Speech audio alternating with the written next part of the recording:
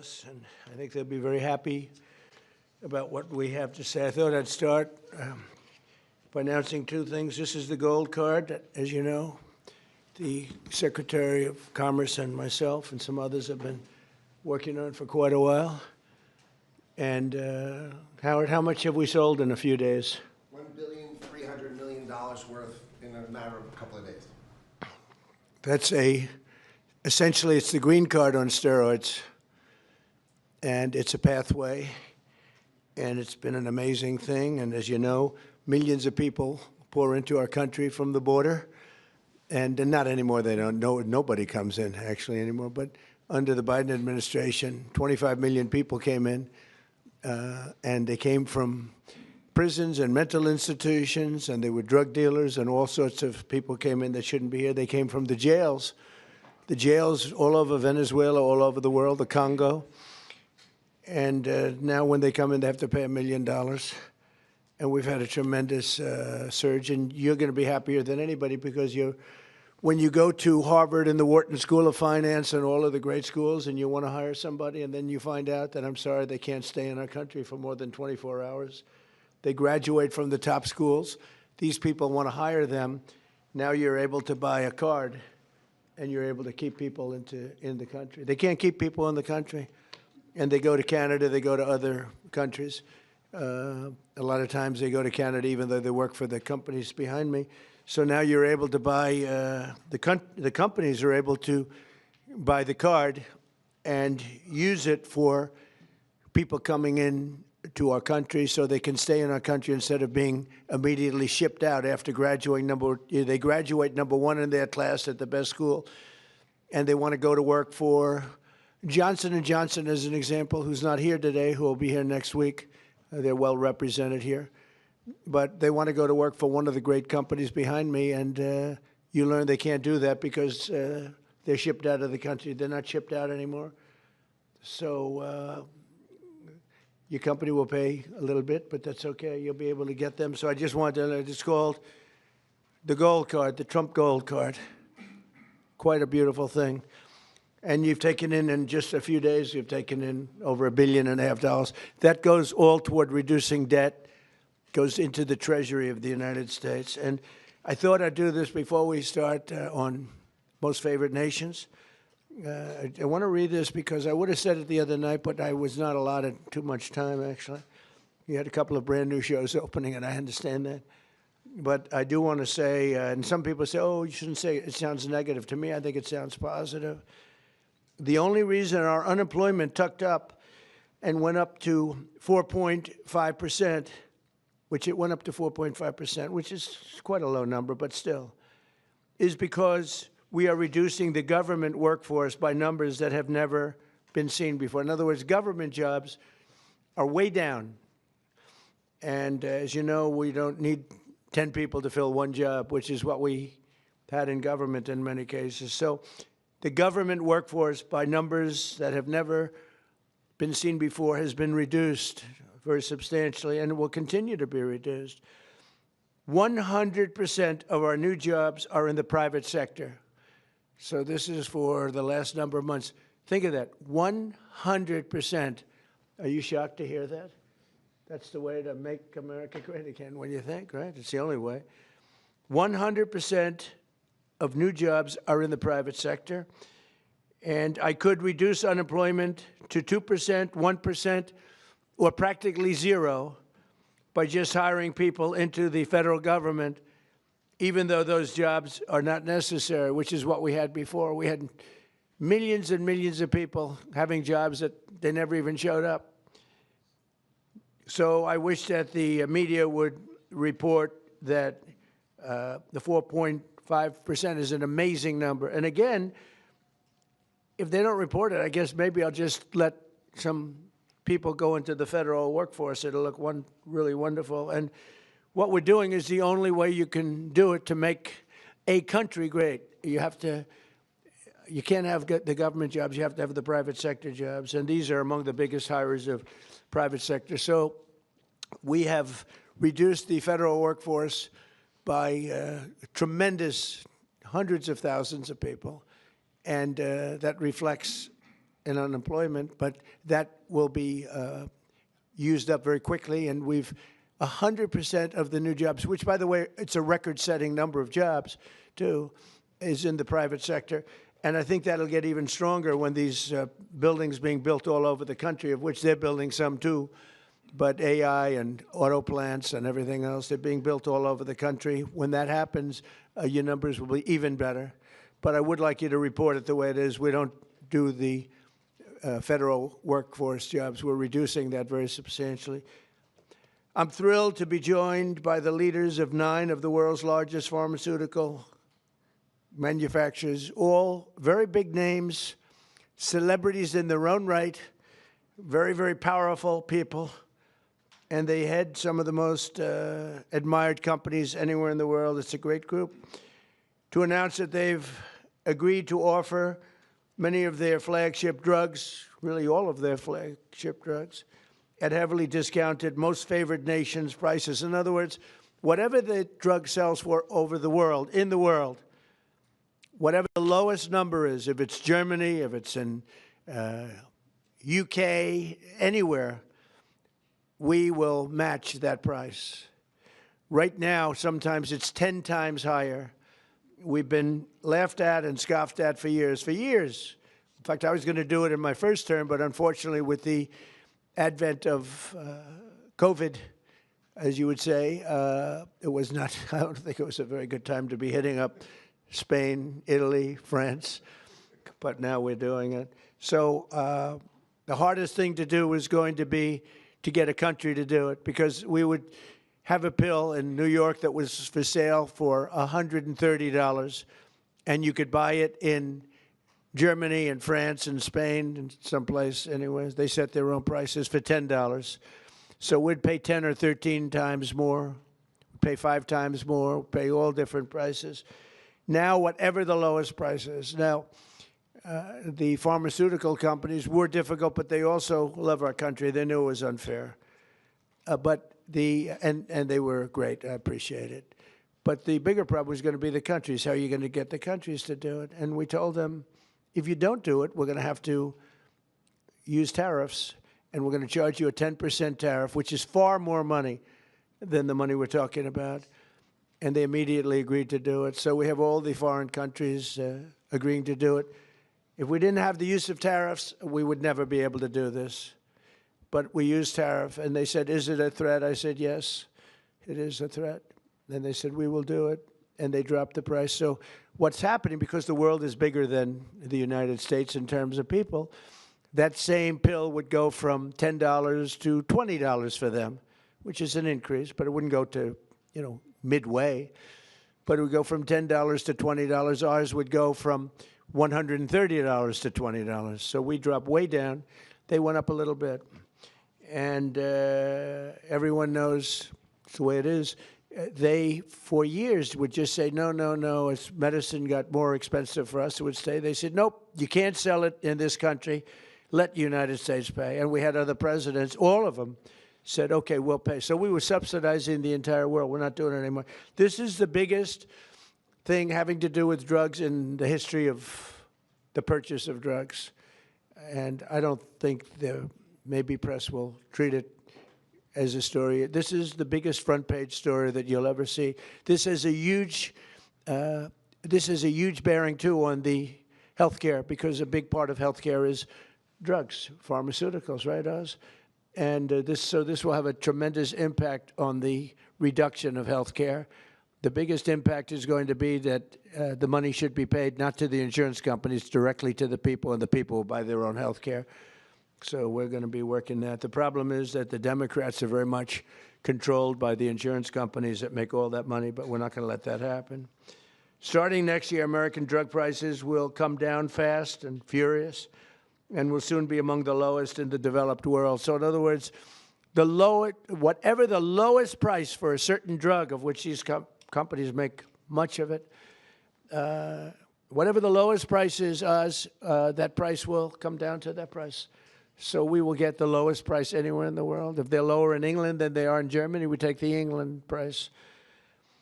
As of today, 14 out of 17 largest pharmaceutical companies have now agreed, 14 out of 17. Oh, those three no, they're in deep trouble. But actually, they've agreed because I think those three companies are coming in at a different time next week. So they've agreed. Johnson & Johnson is one of them, right? After the holidays. Why? They couldn't do it faster? No, we're going to be talking about Trump RX. Oh, okay. Trump RX. Trump RX is doing well. As of today, 14 out of the 17 largest pharmaceutical companies, but they've all agreed, have now agreed to drastically lower drug prices for their American patients, for the American people and patients. This represents the greatest victory for patient affordability in the history of American healthcare by far, and every single American will benefit. So this is the biggest thing ever to happen on drug pricing and on healthcare. This will have a tremendous impact on healthcare itself. I want to thank Sanofi CEO Paul Hudson. Paul? Hi, Paul. I hope they have you in some order. I'll be checking. Alphabetical, yes, but. Okay, well, we'll do the best we can. Thank you, Paul. Great company, by the way. Novartis CEO Vas Narasimhan. Thank you very much, Vas. Great job. Genentech CEO Ashley Megaragri. Where are you, Ashley? How are you? Hi. Thank you very much. Great companies. Boehringer Ingelheim President John Michael Bors. John Michael, thank you very much. Gilead CEO Dan O'Day. Dan? Thank you, Dan. Great job. It's a good company. Bristol Myers Squibb Executive Vice President Carrie Gallman. Carrie? Thank you, Don. Thank you very much. GSK CEO Emma Wormsley. Emma? Thank you very much, Emma. Great job. Merck CEO Rob Davis. Great company. Thank you. Great company. How long have you been CEO? Almost 5 years. Very good. You're doing a good job. And Amgen Executive Vice President and CFO Peter Griffith. Peter? Thank you, Peter, very much. Thank you very much. You okay? Fake news. We want you to be healthy. Are you all right? The camera's not okay, but she's okay. That's more important. We have good medicine for you. If you need some medicine, one of them can take good care of it.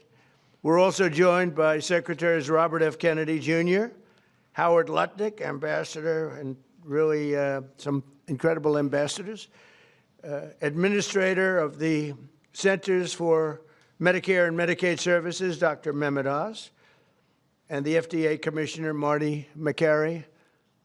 They're doing a phenomenal job. Thank you. Thank you, fellas. Good job. For decades, Americans have been forced to pay the highest prices in the world for prescription drugs by far, not just a little bit.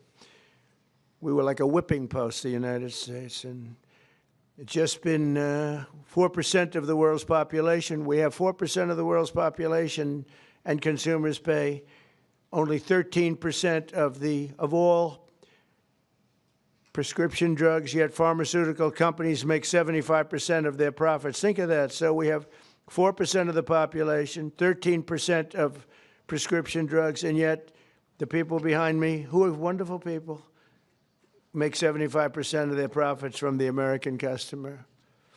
So they understood that better than anybody, that we have to do something.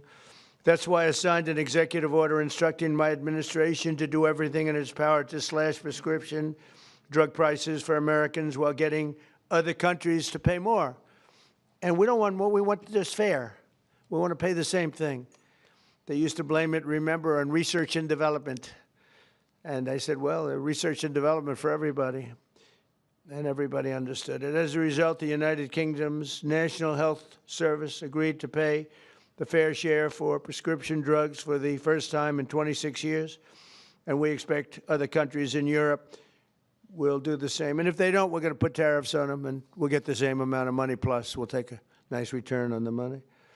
We signed historic agreements with Pfizer, Eli Lilly, AstraZeneca, Novo Nordisk, and EMD Serrano, to reduce prices by 300, 400, 500, 600, and even 700%, and sometimes even more than that. I remember when I had a news conference in my first term, I was the first president that reduced prices from the beginning of my term to a year, from January to December, 0.25%. And I thought it was the greatest thing because it's the first one in 28 years.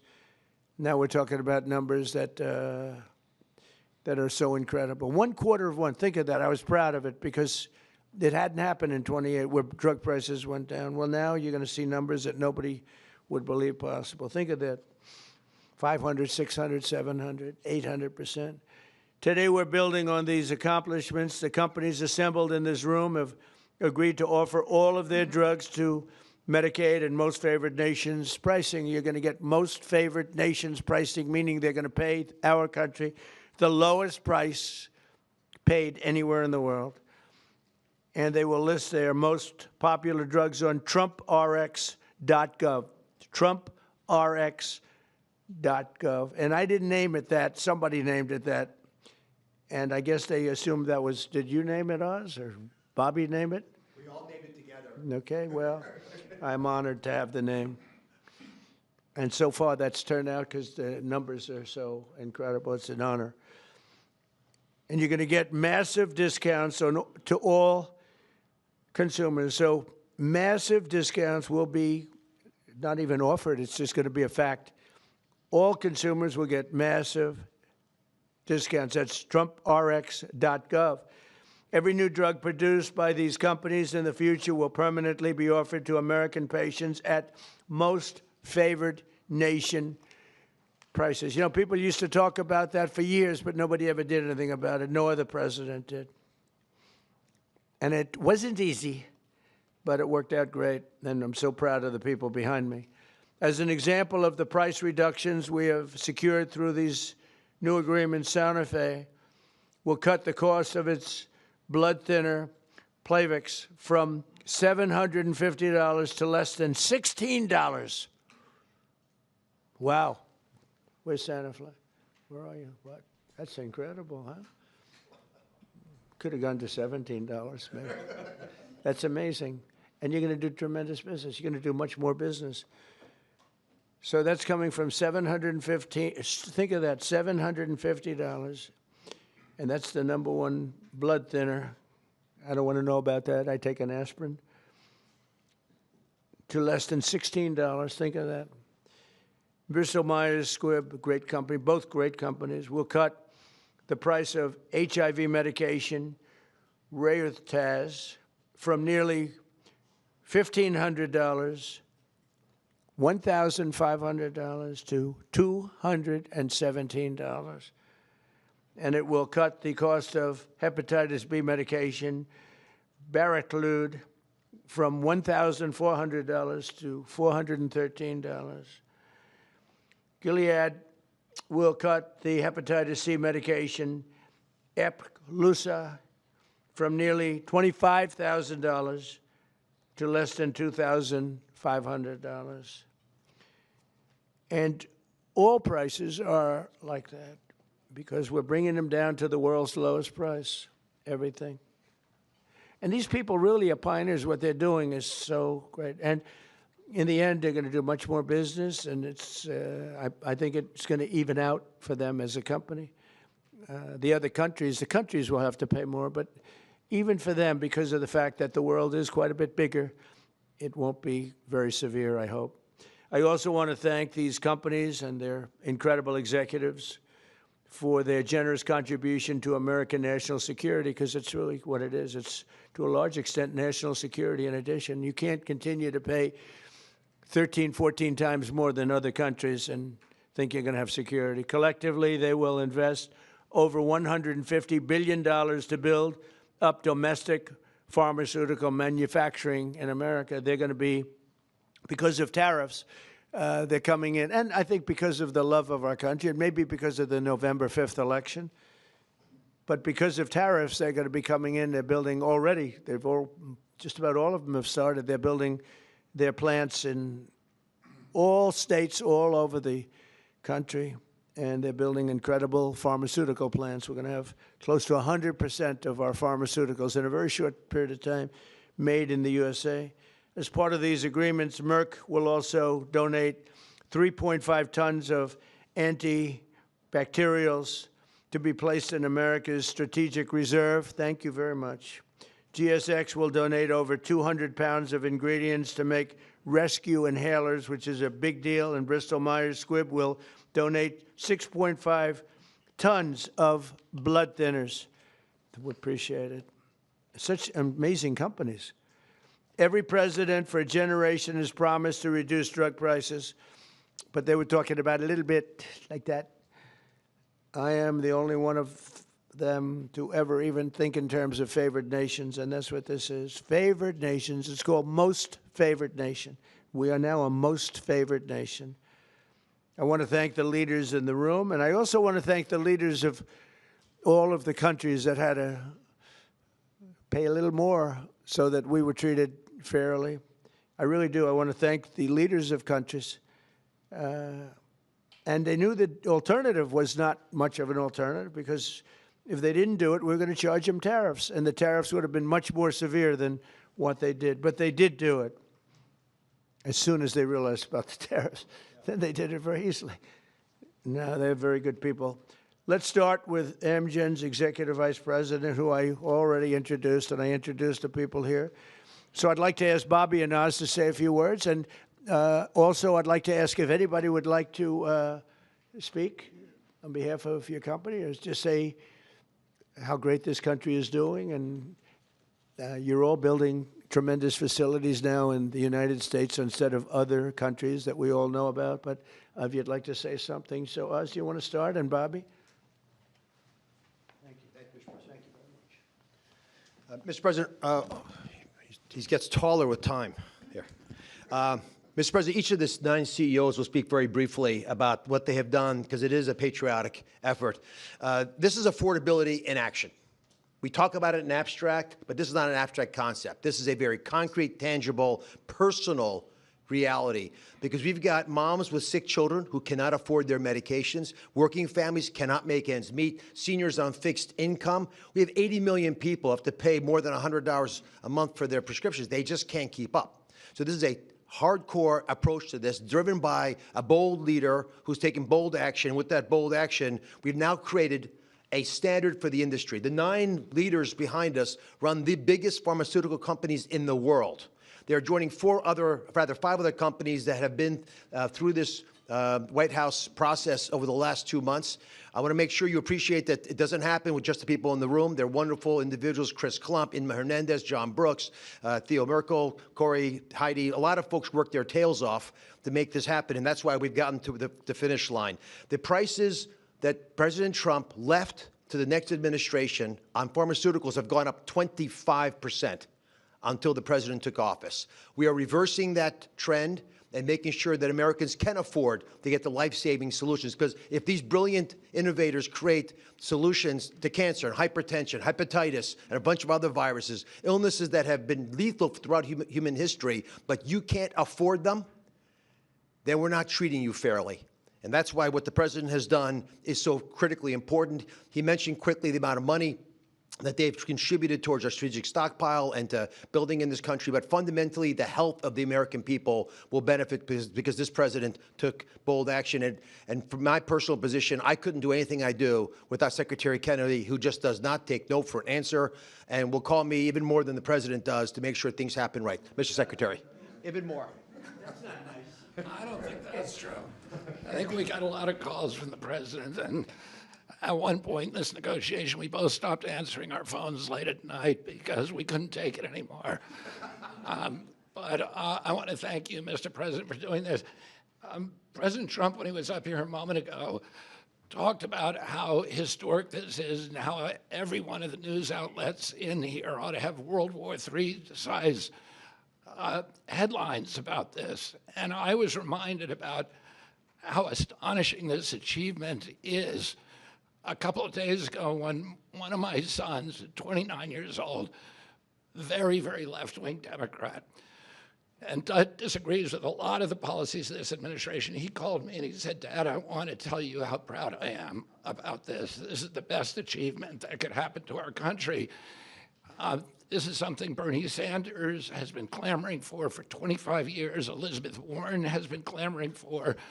Joe Biden promised the American people. President Obama, President Clinton all promised to do this for the American people.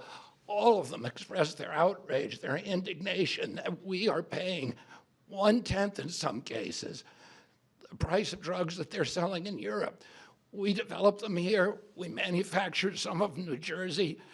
We were paying $1,300 for a drug manufactured in New Jersey. The same drug manufactured in the same plant was being sold for $88 in London.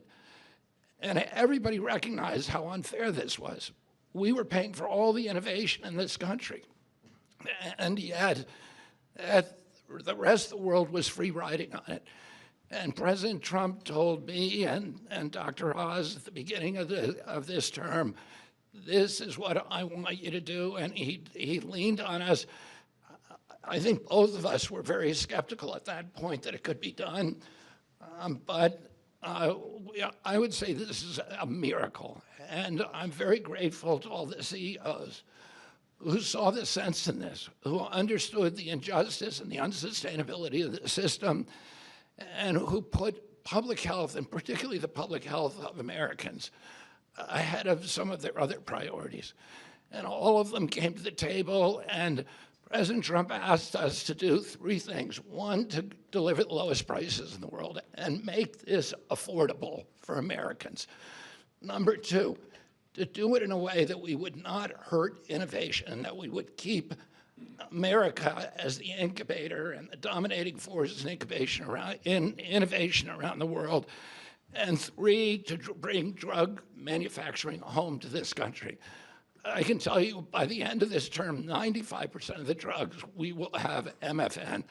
In other words, Americans will be paying the lowest price in the world, or 95% of the drugs. You talk about affordability, people are talking about affordability. Nobody has done anything for affordability greater than this. So I want to thank you, President Trump, for your leadership, for your vision, and for your relentless harassment of us to make sure this all got done. And I really want to just thank all of the CEOs, all these companies, for coming to the table in good faith, working out a very, very pragmatic agreement that allows them to continue to do the innovation that is going to save lives and alleviate suffering around the world, and do it in a way that is more fair to the American people. Thank you. So we're going to, Howard first. So this is an example of what President Trump does. It's the entire administration, the whole government working together. Bobby and I met at the beginning of the administration of how we could work together to bring drug prices down, as the president instructed, and bring manufacturing home.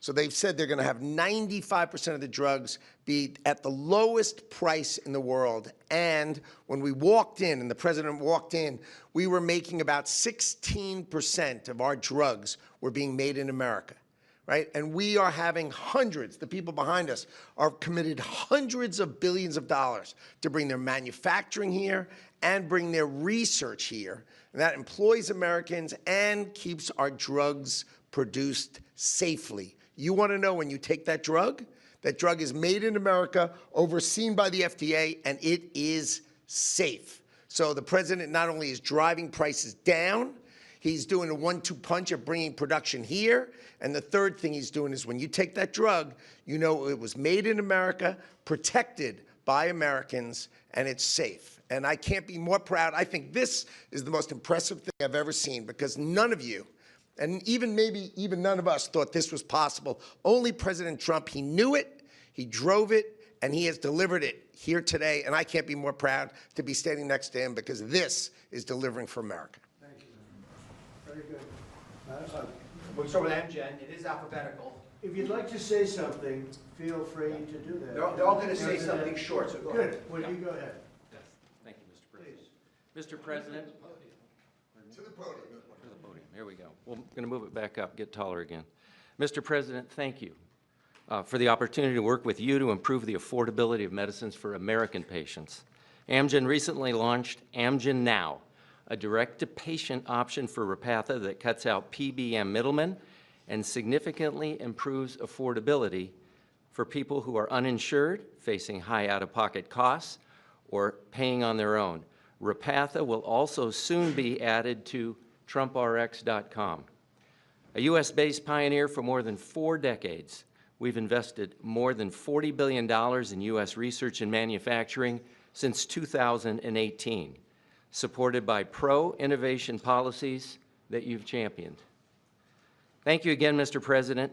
We look forward to continuing to work together to deliver meaningful benefits and innovation for U.S. patients.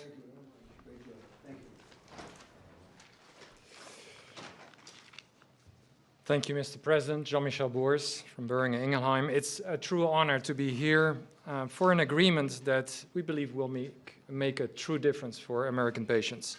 For 140 years, Boehringer Ingelheim, a family-owned company, has been committed to improving health and outcomes to save lives of patients. With today's agreement, we believe that we have actually struck the delicate balance that there is to protect America's leadership in research and innovation, and at the same time ensure that patients pay a fair price for their medicines. So from rare diseases in oncology or pulmonary fibrosis, where we do research into chronic diseases, diabetes, chronic kidney disease, obesity maybe in the future, I will go quick. We will continue to work for the American patients. We are onshoring manufacturing to the U.S. to very rapidly, within the time of this administration, have the majority of our products produced in the U.S. Thank you, Mr. President. Thank you, Mr. President. Bristol Myers Squibb is an American company that for more than 6,500 years has been protecting and extending American lives. And today I'll make 2 very brief announcements. One, we are very proud to announce that we will provide Eliquis, our #1 prescribed medicine, to Medicaid for free.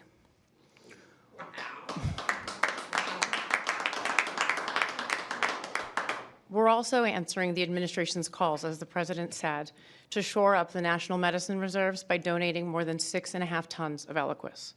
These actions build on BMS's commitment to invest $40 billion in the U.S. in research and development and manufacturing. And these investments reflect our enduring commitment to work with the administration to improve patient lives. So thank you. Thank you. It's incredible. Thank you. Thank you, Mr. President, for shining a light on the importance of our innovation and getting all countries to pay for this innovation. I'm proud to represent Genentech, America's first biotech company. We are offering our flu medicine, which is very important this year given the severity of the flu, Xofluza, for $50 direct to patients, and that's a 70% price reduction, and that also will be available on TrumpRx. We're also very proud of our $50 billion investment in U.S. manufacturing and new research labs. Our new facility in North Carolina will bring 11,000 jobs to America. These are important steps forward for Americans and also for patients. Thank you very much. I saw your rendering is beautiful, what you're building. Thank you very much. Thank you, Mr. President, to you and the administration. I think this objective of achieving the commitment to affordability and future innovation is extraordinary. And let me just say that the company I represent, Gilead Sciences, the scientists reach for cures every day. In fact, they've come up with medicines that have cured both certain forms of hepatitis and also certain forms of blood cancer. And we just recently launched a new medicine that's only given twice a year to prevent HIV. And we're working with Secretary Kennedy and his entire team, as well as the State Department, as a part of your ex-US strategy to support ending the epidemic really during your term. And so we look forward to working with you on that. I've never been more optimistic about the innovation that exists across these companies and the impact this can have on America's health and economy. Thank you very much. Well with HIV. Yeah, it literally prevents HIV almost 100% given twice a year. And so the America First State Department strategy, we've partnered with them, and we're also partnering with Secretary Kennedy and his team. Thank you very much. Thank you very much. GSK cares deeply about improving the affordability of medicines, which is why today we're announcing for the 40 million Americans who live with asthma or COPD, we're going to be significantly lowering the cost of the medicines they rely on to breathe more easily every day. We're going to be going direct on 8 of our core medicines with deep discounts, and we're investing in American health security by donating the ingredients that go into rescue inhalers like this one so that people can access them when they need them. This triple win is on top of our commitment to invest $30 billion in American manufacturing, American research, American technology, and American talent. And all of this to do the right thing for American patients, whether that's John in North Carolina, who says he can now visit with his granddaughters without worrying whether will have to struggle for breath, or Marsha in Kentucky, who says if her asthma inhaler is cheaper, she can properly celebrate with her family this holidays. Mr. President, thank you so much for your ambition for American patients and for the partnership of all of your teams so we get ahead of disease together. Thank you very much. Very much. Great company. Mr. President, as the others have said, I just want to say thank you for your leadership.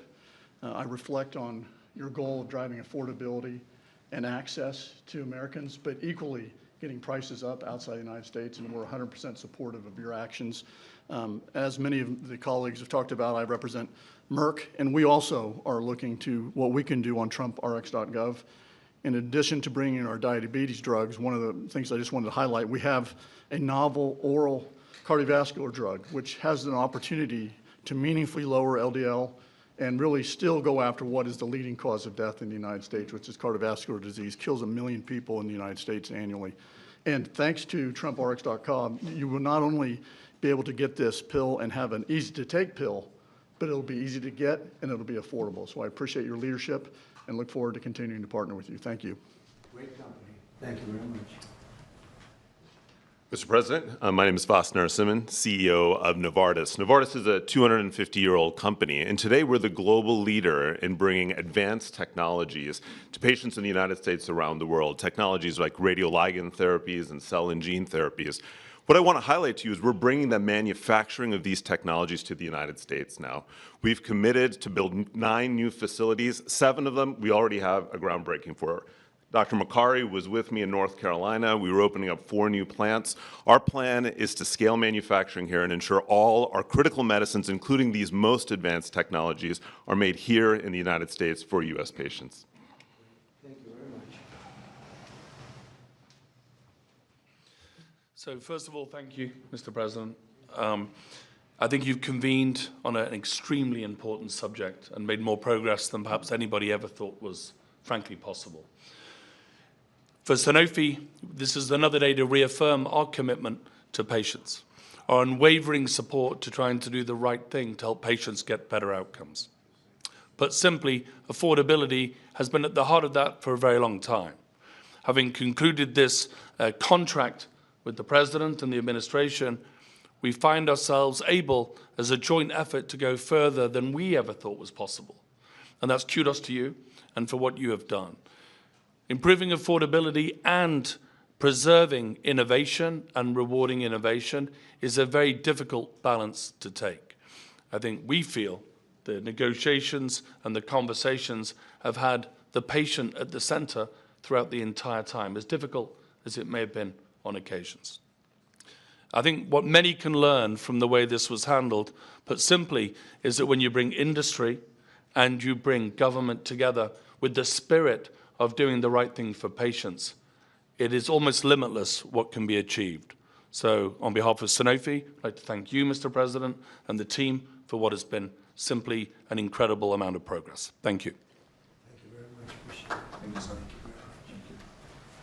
So, as I watch, these are the greatest business leaders, and they're beyond that. Many are doctors, and they ended up running the biggest businesses in the country. But you've done so much. and you made it a lot easier than we thought it would be. You were just, you understood to do the right thing.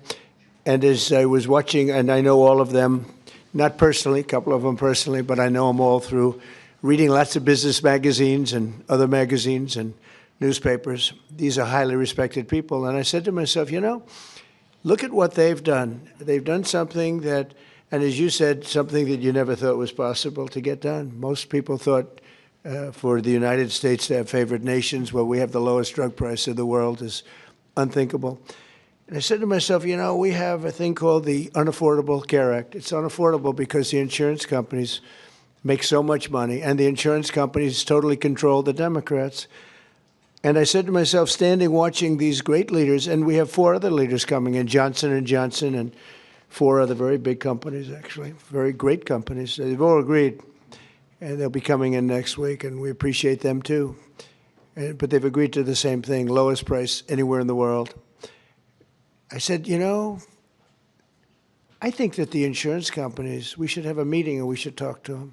Because I would say that maybe with one talk, they would be willing to cut their prices by 50, 60, or 70%. They've made a fortune.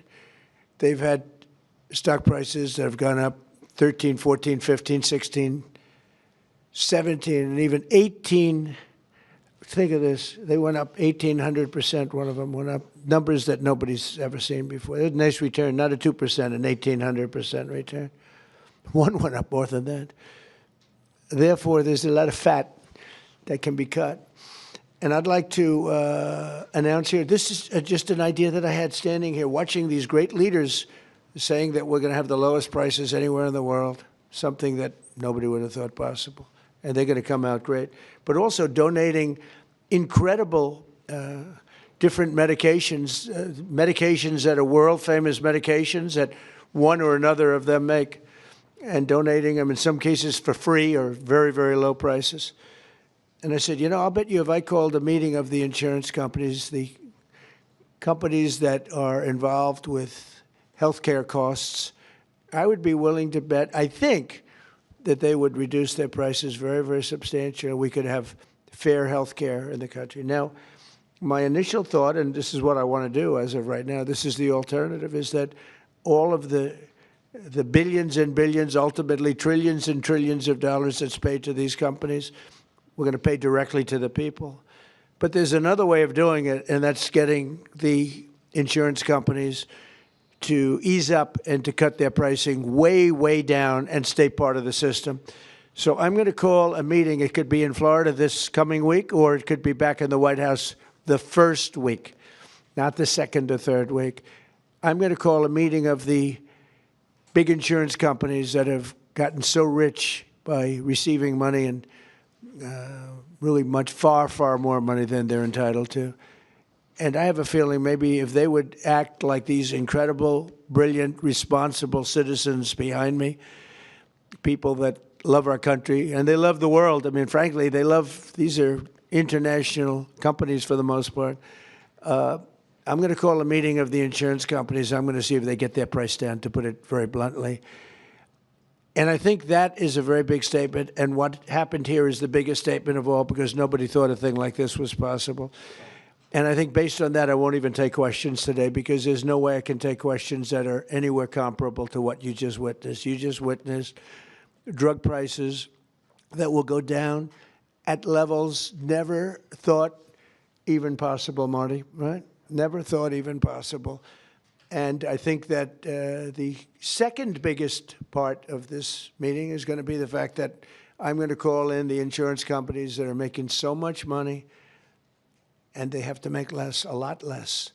And maybe we can have reasonable health care without having to cut them out and let it all go awry. So we're going to be calling a meeting. It'll be either in Florida or it'll be here the first week.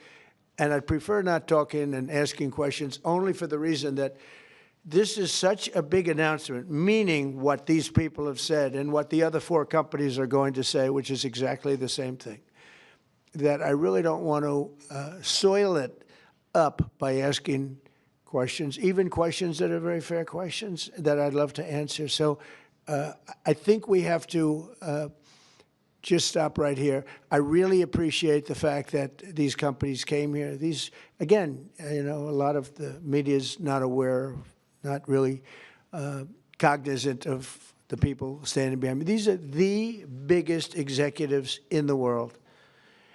And what they're doing today is monumental. And I want to stand it on that. And I'll see you later if you'd like. But I don't want to be asking questions having to do with anything else. I do want you to remember what I said about the 4.5%. We took 100% of the new workers was in the private sector, and we've cut tremendous numbers of government jobs. And that's why, if you look at our numbers, they're so good. Also, more than, I don't know if you've read this, came out a week ago, more than 50% of our trade deficit was cut. We cut it more than 50% in a period of a few months. Nobody thought any of these things were possible. Thank you very much, everybody. Your insurance idea? Thank you, about your insurance idea, Mr. President. Thank you, press.